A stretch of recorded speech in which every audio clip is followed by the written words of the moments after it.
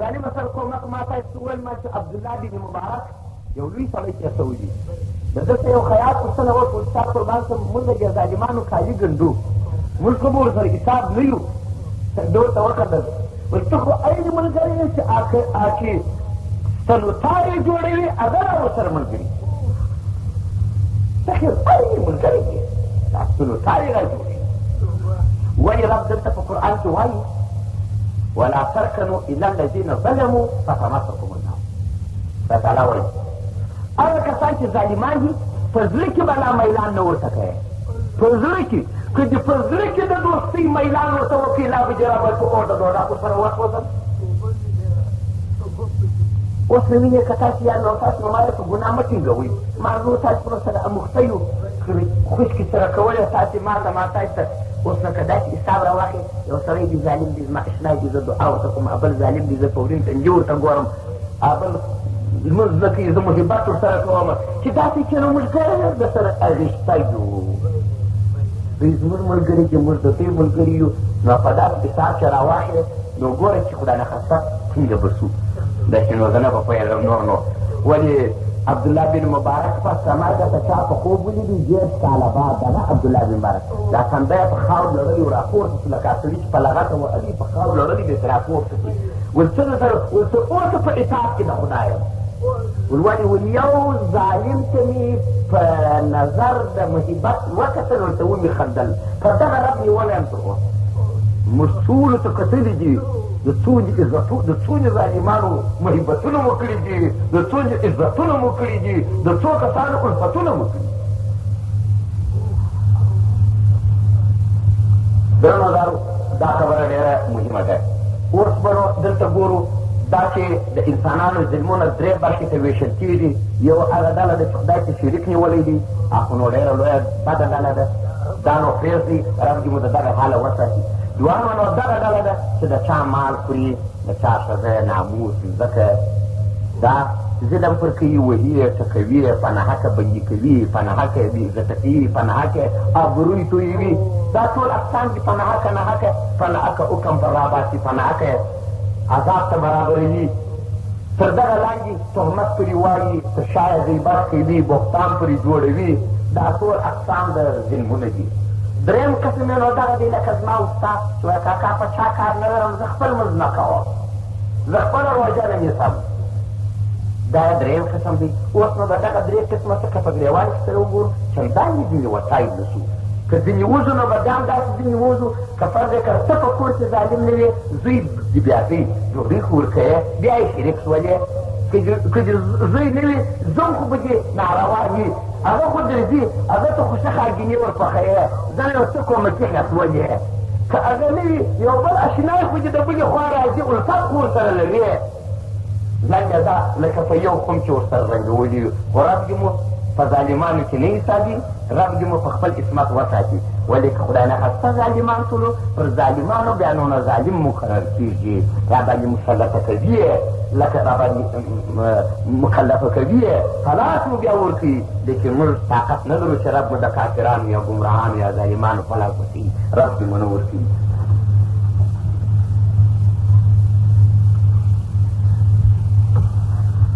یا معشر الجن والانس الم یاتکم رسل منکم یقصون علیکم آیاتی وینذرونکم لقاء یومکم هذا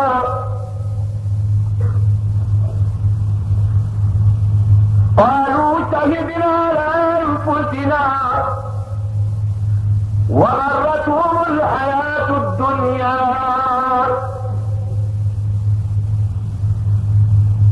وشهدوا على أنفسهم أنهم كانوا كافرين يا معشر الجن والإنس ذات الله خطاب دي ټولې د پیریانانو او انسانانو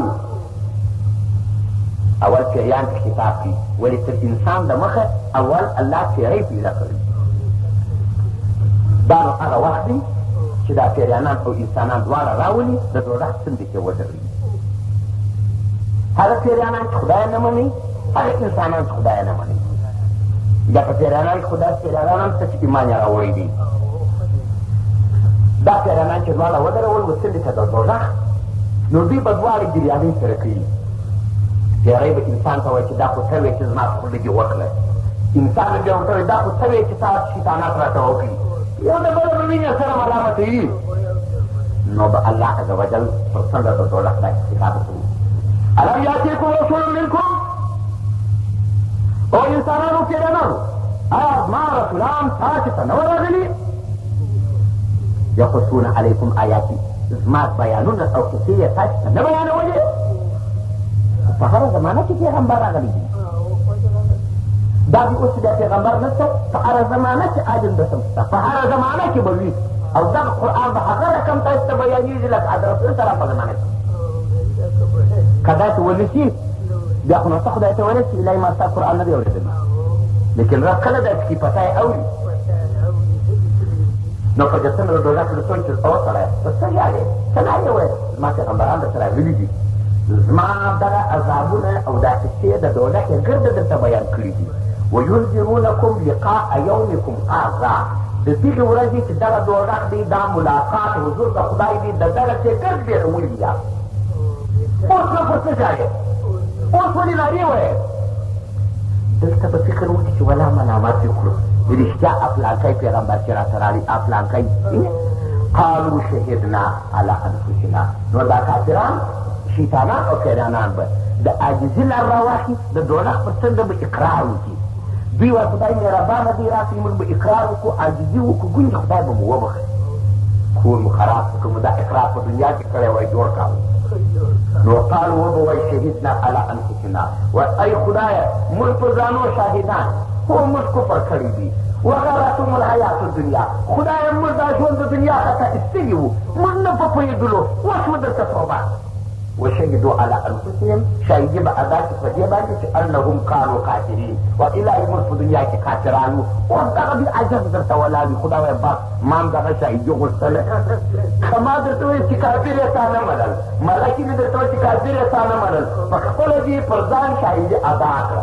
دا شاهدي دې هم ادا کړه چې زما پیغمبران هم راغلي دي، تا نه دي منلي، کتابونه مې هم راغلي، تا نه دي منلي. اوس یې هم واچوئ بارادونه. درنو زارو دا شیرینه واورئ، یوازې کافر شاهدي نه ادا کړي، هر ګناهکار الله په خپل اقرار وکړي. ته وایې نو وحي به مې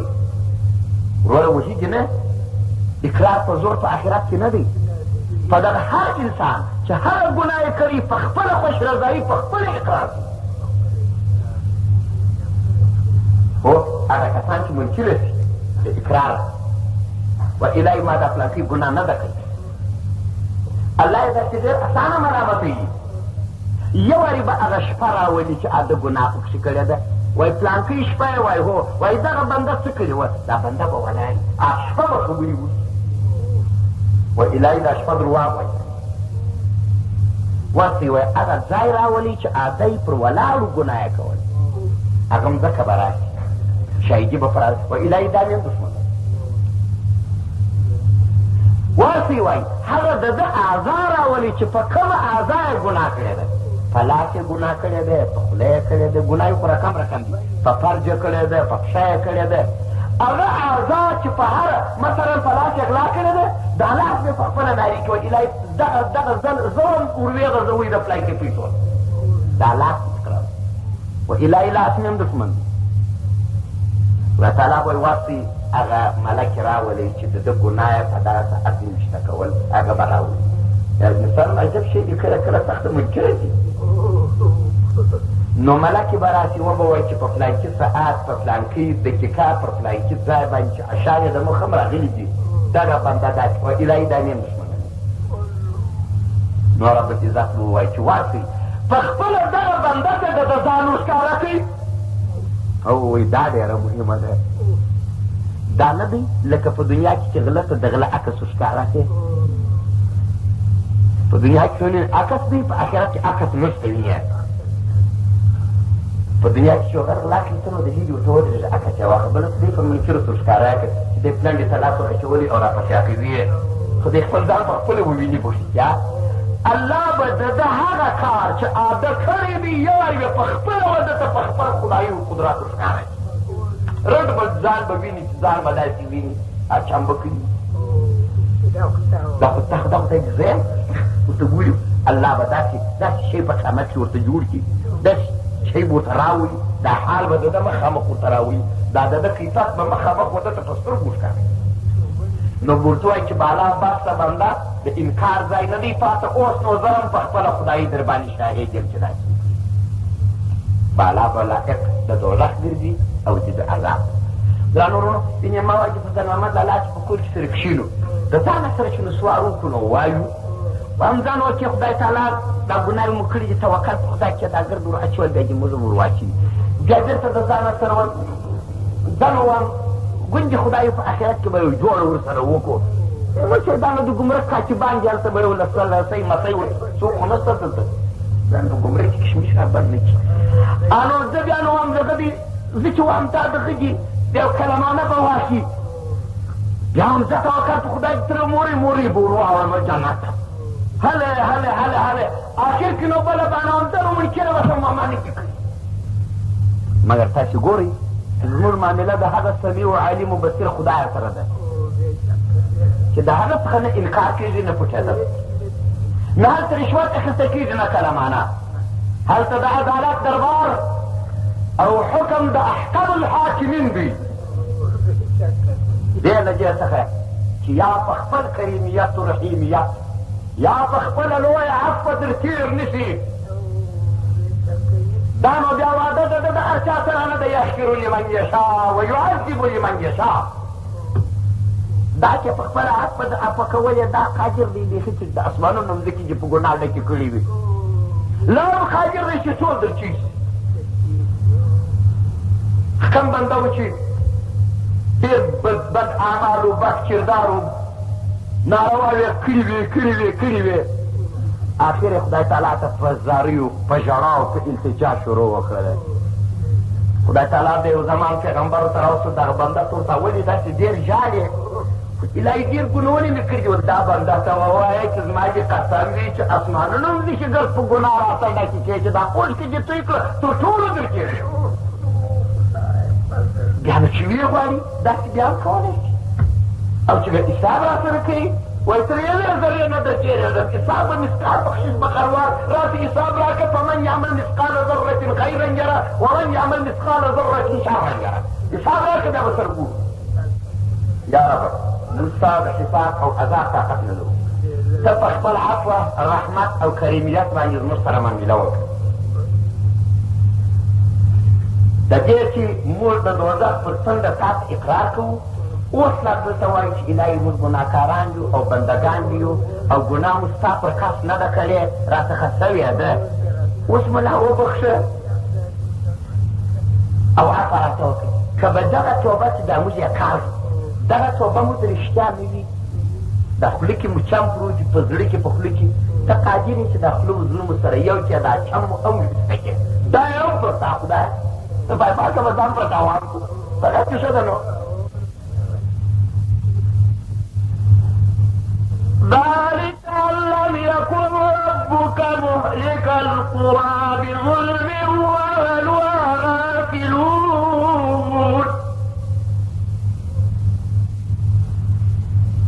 ولكل درجات مما عملوا وما ربك بغافل عما يعملون سبحان الله ذلك بادار وی دا رسولان چې زه در لېږم کتابونه در لېږم په هره ژبه چې وي تاسې په خپل دغه بیانو خبروم دا د دې خاطر ان لم یکن ربک مهلک القرى بظلم دا د دې خاطر ربه چې تپوس چې رب ستا په ناحقه ظالم نه دی چې یو قوم دي ډېر پوهېدو په عذابوي چې په پوه دې نه کي په خبر دې نه کي د توبې لار در ونه ښي د عذاب نه په ناحقه دې رب نه په عذابوي چې قوم د آجانو په باد وژلي دي چې قوم د نوح علیه السلام په اوبو کې غرق کړي دي چې قوم د سموجانو په چغه د جبرائیل هلاک کړي دي علیه السلام دا ټوله داسې نه دي چې په ناحقه دي پیغمبران یې ورسره لېږلي دي نصیحتونه یې ورته کړي دي نفسونه یې ورته کښلي دي دوی چې نه دي منلي بیا یې ویلي دي چې ستا خدای دې عذاب راولي پس هغې چې عذاب غوښتي دي نو رب راستولی اوس هم رب وایي داسې نه دی چې زه په دنیا کې کم ښار په ناحقه په عذابوم یا کم بنده په آخرت کې په ناحقه عذابوم حساب ورسره کوم ملامتوم یې چې د ده هغې ما ته رانشي پر خپل اقرار وکړي د خپلې ګناه نه له اجل عذاب ولکل درجات مما عملو بعدا هر بنده ته چې عملونه یې کړي دي په هغه اندازه درجې د عذابو د حساب شته ویني که هر څو چې بد عمل کړي وي هغوی چې عذابونه لري که چې هر څو نیک عمل کړي هغوی چې درجې و جنتونه لري لکه د بد عمل عذاب چې اندازه دی په دې دنیا کې یو بند دی نیم ساعت دی یو ساعت دی 2 میاشتې دی 3 میاشتې دی کال دی 18 کاله دی دارنګه الله هم دوزخونو عذابونه په اندازه ستا د ګناه لري دارنګه الله جنتونه نعمتونه رضا او جدارونه ستا د نیکو اعمالو په اندازه لري داسې نو نه دي چې هر څوک په جنت کې دی او د هر چا جنت یو دی هر څوک په دوزخ کې دی د هر چا دوزخ یو دی نه د هېچا دوزخ سره یو دی نه د هېچا جنت لکه اعمال چې مو جلا دي کردار مو جلا دي افعال مو جلا دي جزایي او سزایي مو هم جلا جلا وربك الغني ذو الرحمة إن يشاء يذهبكم ويستخلف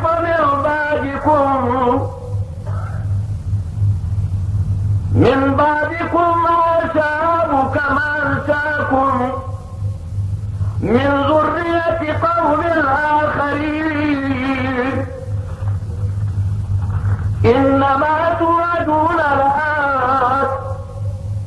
وما أنتم بمعجزين وربك الغني ذو الرحمة رستا بے پروا دی د عبادت څه د بندګانو که ته وایې چې دا خدای په موږ په زوره بندګي کوي نو موږ ته به نو خدای احساس کړي دا نو وروڼو تاسې فکر وکړئ دا زما ورته چې اوس زه دا نارې وهم او ته ناست یې دا نو خدای څه په کوي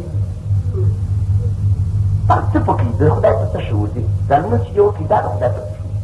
الله وایي زه تاسې احساس نه یم زه بې پروا یم زه غني یم زه ستایرې شوی یم زه سمج یم بې نیازه یم په عبادت ته که دا ګرد بندګان حدیث قدسي دی که دا ګرد بندګان د شرک تر مغرب به یو مسلمان ځینې جوړ لا د خدای خدایي ته اضافتوب نشته که دا ګرد د شرک تر غربه یو ګمراه او کافر ځینې جوړ د خدای خدایي ته کمبود نشته هر څه چې کوي بنده یې د خپل ځان لپاره او خدای وایي که قسم نه چې زه دا داسې قادر یم ان یشاء یذهبکم رب باید کوم اراده چې دا ګرده به په یووالي مړه کړم ویستخلف من بعدکم بل قوم به ستاسې په دې وخت کې راولم ما یشاء هغه چې اراده یې وفرمایي کما انشأکم من ذریة قوم آخرین لکه چې تاسې د بل اولاده وه هغه مې څه کړه تاسې پیدا کړه که یا دارنګه کولی شم چې په یو ورځ را تمام کړم په هېواد کې نور راولم چې هغه دې صالحان وي عابدان به وي متقان وي جنت به کړي بندګي به کوي کلي دې رب د نورو قومو سره په وارو وارو دغه شي یو وار بیا ټول په وبا وویل په تاخون دې وویل سبا ته دې نور کوي د پیغمبر به ایام الهي څه وکړم خدای الله مننه نور خو ما در کوم پر دې نه باید حاجر لیکن دا چې تا ته باندې چې ته صالح څه عابد څه متقي څه دا ستا لپاره فقط وروره د بنده مثال داسې دی لکه یو ځوان چې خواري نه کاږي نو دی مفلس ګرځي زه دلته په ساده ژبه یو مثال غواړم چې شعر یې کړم یو ځوان دی ناست پښې ورځي ورځي غځولي هېڅ خواري نه کاږي او وایي راته وایه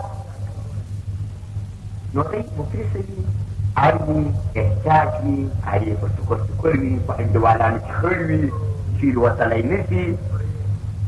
یو سړی دی سمدلاسه ګټه کوي زحمت کاږي درېیم اوسالي نور رسیخان یې هم اوساتلي دغسې یو مثال یې دی که ځای پر ځای ناست وي هېڅ دې نه کول په دنیا کې به هم رنګر دی په آخرت کې به د پیغمبرانو رسولانو مؤمنانو په منځ کې هم شرمنده دی هېڅ عمل به نه لري نه لمونځ نه روژه نه طاعت نه بندګي نه توبه او که دې طاعت کوه بندګي دې کول بندګي وسعت په دغه دنیا کې هم سرخویي لري. په خدای وروره خدای مې درته واخلي په دغه تاسو کې دې الفاظ ځوانان شته چې کله کله یې ووینم داسې وختي راسي بیا یې پر ځای په لمانځه شه سم ودرېږي یا داسې لکه سپېګره شه چې مونه وکړي یا په بازار کې چې وګورم نه مې لا ولاکه پېژنم که څه یم ولاکه را معلومه ده دا یې بل کسان مکمېت خو نو نه وي سره ورغلي او په دې ولاکه پېژنم چې د چا زوی او د چا قوم دی بل لاکه مې په زړه کې ښځې نه راځي نه میندۍ پېژنم نه کوڅه پېژنم نه نوم پېژنم نه قوم لیکن ګورم یې هلته راسي یو ځای ښه په اخته شي یو ځای ښه په بندګي اخته شي ښه لمونځ وکړي ښه داسې چې وګورم په کوڅه یا بازار کې ښه چمونه وکړي لوچګي و بد اخلاقي دا د نیک عمل داسې نتیجه ده چې بل لاکه د سړي ښځې نه راځي دغسې به د خدای هم ښه درسره راځي د رسول یې هم ښه درسره راځي د اولیاو یې هم ښه درسره راځي او که مړ شي هم به مړ نه نیک عمل داسې ژوند دی نیک عمل چې تر 1 لک کال وړاندې 1 لک کاله بعد به خلک ستا جارت ګرځي وایي دا پلانکی ښه کار په آخرت کې په آخرت کې نیک عمل دغسې شی دی د سپینو پیغمبرانو رسولانو ورته ولاړې ستا په شفاعت په کومه او بد عمل دغسې دی نه به دې تا پېژنم نه به دې پلار نه به دې رنګ نه به دې نوم په کوڅه کې به روان یې بد به مې درته راځي دا ستا د چموت نه به دې پېژنم ما ته به دې نقصان هم نه یې رارسولی یعنې ځینې مثالونه درته ښیم لیکن بد مې درته که په عذاب کې د خوشحاله بند کوی بندي شوم ښه شو کوی مړ شوم ښه شو دا خو ستا بد عملي ده دغه رنګه د خدای هم بیا بد درسره ځي پیغمبران هم بد درسره ځي اولیاء هم بد درسره ځي په آخرت کې به دغه شرمېدا د ټولو به بد درسره ځي په هره ټولۍ کې ننوځې د صالحانو په ټولۍ ننوځې وایي مې راپرېږدئ دا صالح نه وو د لمانځګزارانو په ټولۍ ننوځې راوبجې باسي د رسول الله په ټولۍ ننوځې راوبجې باسي یوه ټولۍ به دې ځان ته نه پرېږدي وایي موږ ته نه یې څه وایي قطعا هېڅ عمل دې نیک نه دی نو رب عزت فرمایي چې خپل شان مو خپله سم کړه انما توعدون لآت خدا وایي دا رواجي چې زما در سره شوي دي دا خامخا راځي زړه کې واچوه ګوره تا چې نه و ویلي چې دمدوره به دې وزېږوم دا د یوې زړه وایي رښتیا شوه که یا مې و درته ویلي چې لوی سړی به دې کړم هغه لوی سړی رښتیا شوه که یا مې و درته ویل چې سپېږلې به دې کړم ټوله شپه به دې په سپینه ورځ در بدله کړم څنګه تکله غاښونه وه منډکې چې به دې په ماتولې توره ژړې چې به دې وه 2 کاله پرتوګ به چې دې وه اګام چې به تېر داسې اوس یې بیا سپېږلې کړې بوډا یې کړې په بلاکوی دی نه یې و درته ویلي اوس یې هم درته ویل چې مړ کول دي مړ به دې کړي بیا یې درته ویل چې راکښېنه هم دې راکښېنه خدای ویل زما څه چې وعدېږي حق دي بیا مړ وما انتم بمعجزین رب وایي تاسې زما عجز کوونکي نه یاست داسې نه یې چې زما ته یا پټ یې یا ورکړ یې یا ګوښت یې یا زما د عذاب خلاص یې داسې هم نه یاست قادر یم سمیع و علیم و بصیر یم د بنده که خو سړی چې راري وتښتي ګوښه کړي خدا وایي زما ته نه چیر تښتېدای شې نه ګوښه کېدای شې ما عجزه کولی نه شې زه خدای یم چیرې به ولاړ هذه انسانانو پیغمبرانو په تعبیر ناروايي کړي دي خدای ورته وایي یا معشر الجن ان استطعتم ان تنفذون یا معشر الجن والانس ان استطعتم ان تنفذون من اقطار السماوات والارض فانفذوا ارجوني د پیرانانو ونیسئ کومه د خدای ته چېرته د وسه سره د ځینې وتښتئ کنګروته د اسمان بدلوي درته ورته وایي لا تنفذون الا بسلطان خدای وایي وبه نه کوئ تښتېدلی مګر که تښتېدای داسې زور به در ولرئ چې خدای به در زورور یم ته خدای خو زورور درته نو معنا دا چې د خدای څخه هېڅ وخت تښتېدی وخلاصه نه وي وروره امام حسن بصري چې دا خبرې اورېدلې دي نو یې سر پر زنګنو ایښي دي او یو اوف د خپلې سینې څخه اخیستل تا پوښتنه ځینې وکړه وایي دا امام حسن بصري ولې دې داسې اوف وکېښ نو څه درته ووایم که وایم خوا مو بجېږي په هغه زمانه کې د ویلي دي وایي ووایه ده وویله چې دغه دنیا پر 5 کسو ولاړه ده دغه دنیا پر 5 ډلو ولاړه ده ول هغه 5 ډلې څه شي دي ول علما دي اولیاء دي غازیان دي تجار دي حکومت دا د امام حسن بصري صاحب خبرو ته غوږ ونیسئ دا دنیا په دغه 5 ډلو ولاړه ولې والعالمان خلقو ته جن شي، ورثه د پیغمبرانو ده، خلقو ته حلال و حرام شي، ناروا و رواو شي، ورته جوړېدلي دي. نو د امت یوه ډله په دوی اباته ده، اولیان زاهدان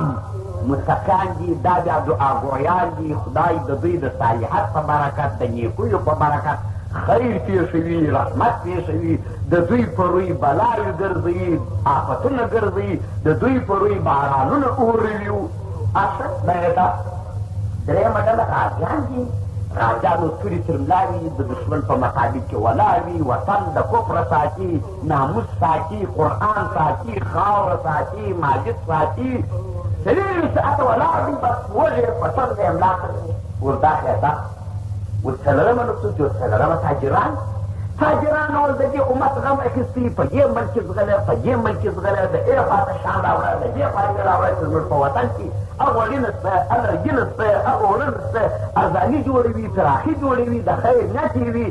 په ارزان یې ورکوي، چم نه ورسره وي. وربل څوک چې ورباندې دا د حکومت خلک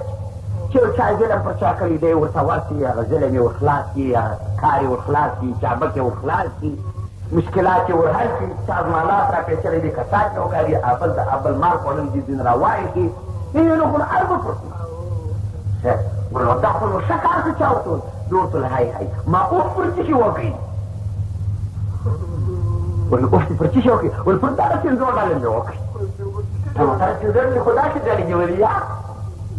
ما سره به څه په اوږه واخلي چې د حضرت علي کرم الله وجهه خلیفه دي، د دا 5 سرو ډالرو څه دی نه امیده سعودي. ولې ورته ویلې داسې زمانه به راسي او راغلې ده چې عالمان به د تنګې په امید د خلقو وجیبو لاسو مال ته په طبعه کې غرق کېږي، چې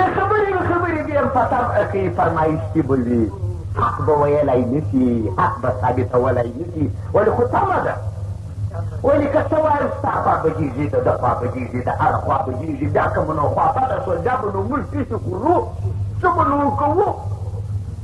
دا خو نو وینې موږ داسې جوړه کړې ده، که ما هغه خبره وکړه، حق مې وویله، نو ستا جره به بنده شي، خیر و خیرات به بند شي،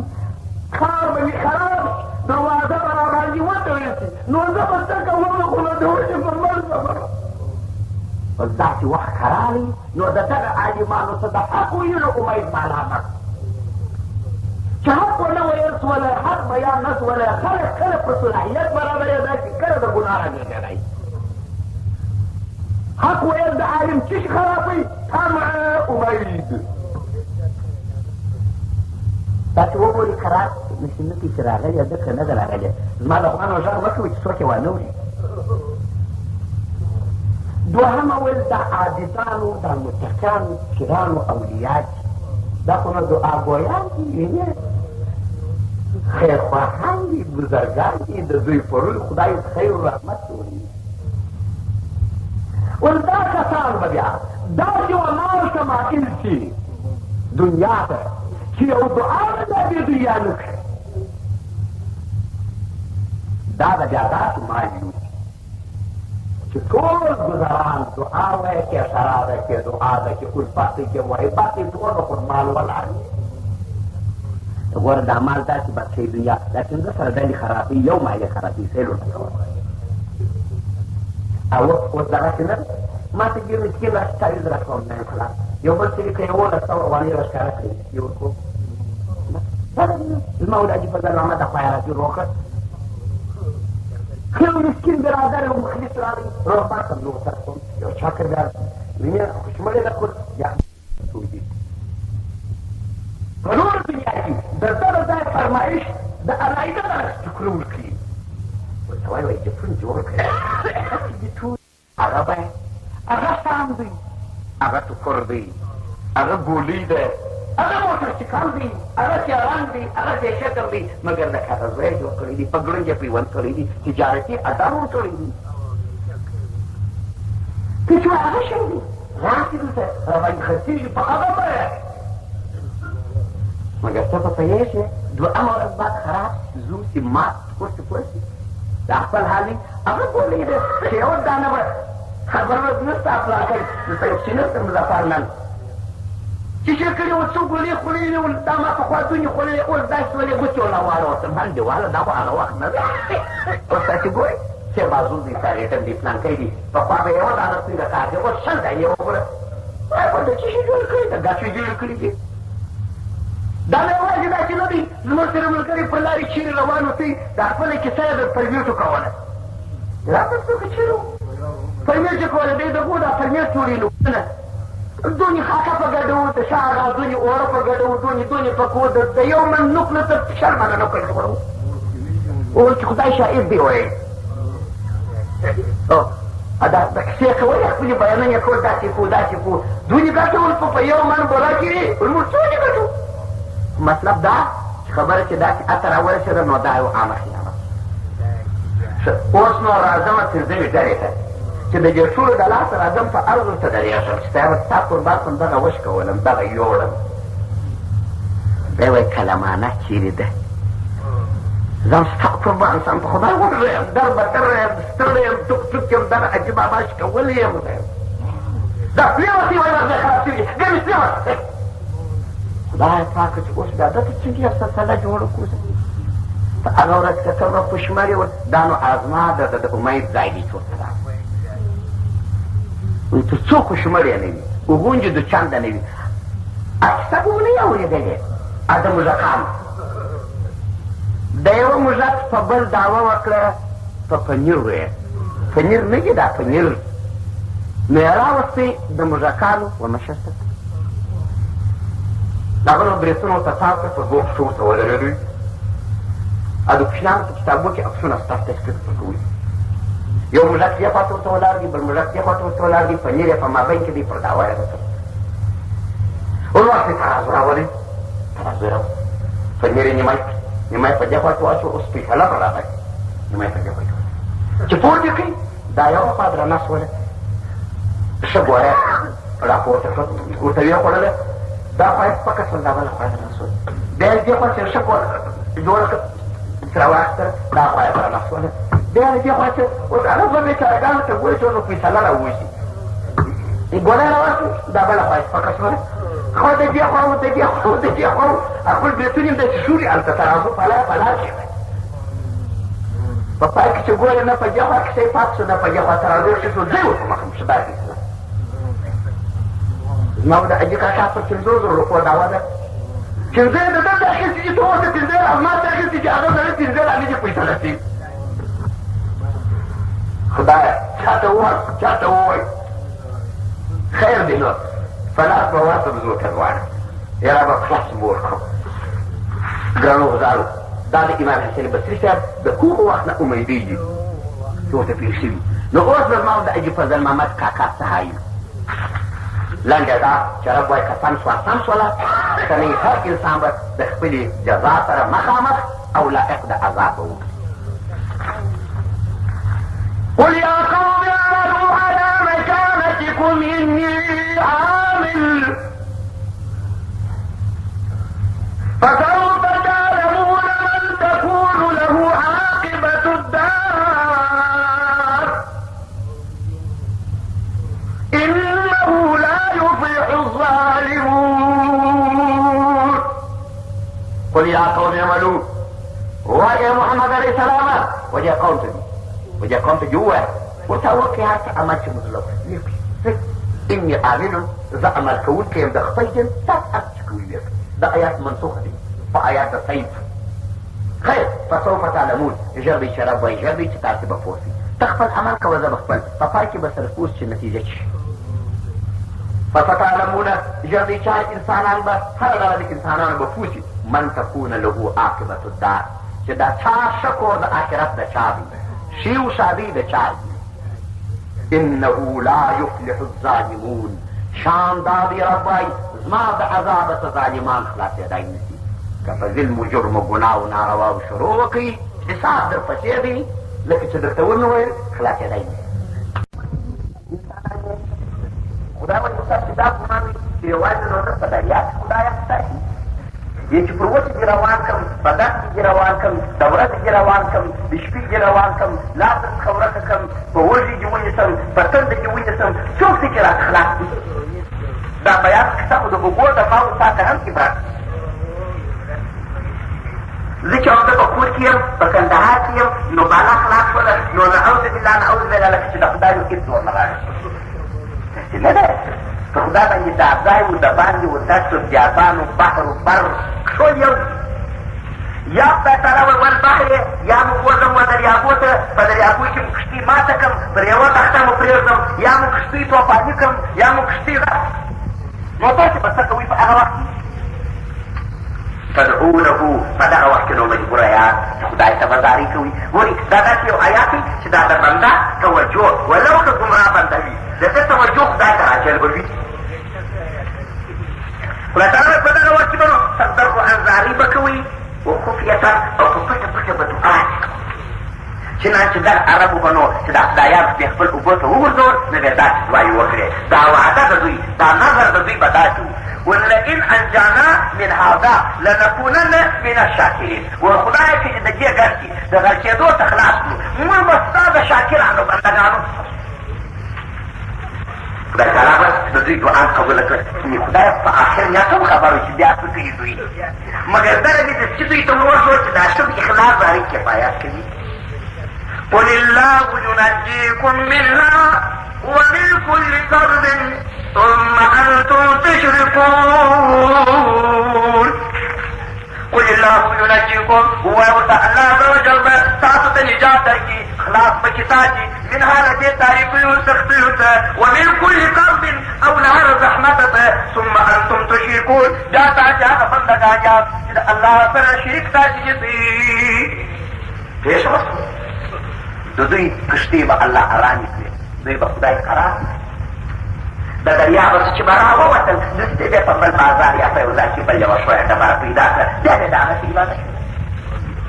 نو بیا ویل ورځه نو دریاب ته نظم بخته هغه ټول بېچاره باندې وکړي. دا که ستاسې فکر وي زموږ ځینې خلک چې په یو سفر کې یو تکلیف وویني ویاره نن خو را په خیر دې راوتم دغه خدای خبر چې به ځان چې راوتم به داسې ځان مسلې کوي. یا د مثال په توګه نن خو پلاکی شی وخورئ عجب تکلیف یې را باندې چیر کړي. تاسو نو د مشرکانو خبرې پرېږدئ یا خو د دوی حال اوس زموږ مسلمانان حال ته راته پلاکی شی مې وخورئ بیا دې ونه خورم لیکن ګورې به سبا یا به سبا به بیا په هغه شی راوړم کاکا یې ویلې ورکې وخوره که هغه خو تا نو به سترګه پات در باندې شی لا نشته پر ګردو مه خور بیا بیا هغه در باندې وخور.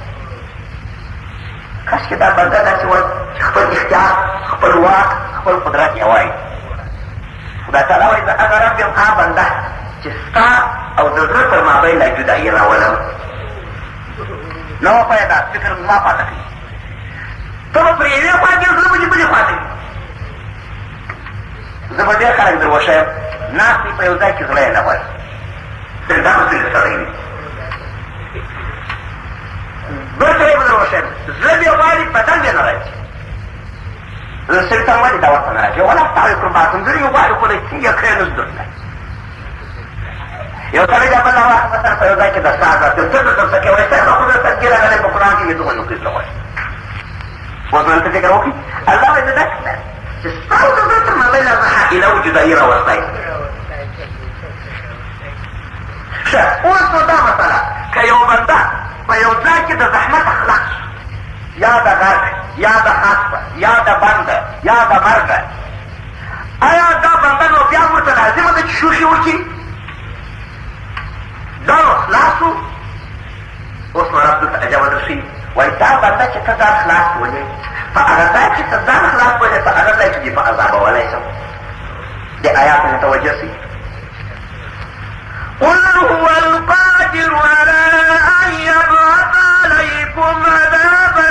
من فوقكم أو من تحت أرجلكم أو يلبسكم شيعا ويذيق بعضكم بأس بعض انظر كيف نصرف الآيات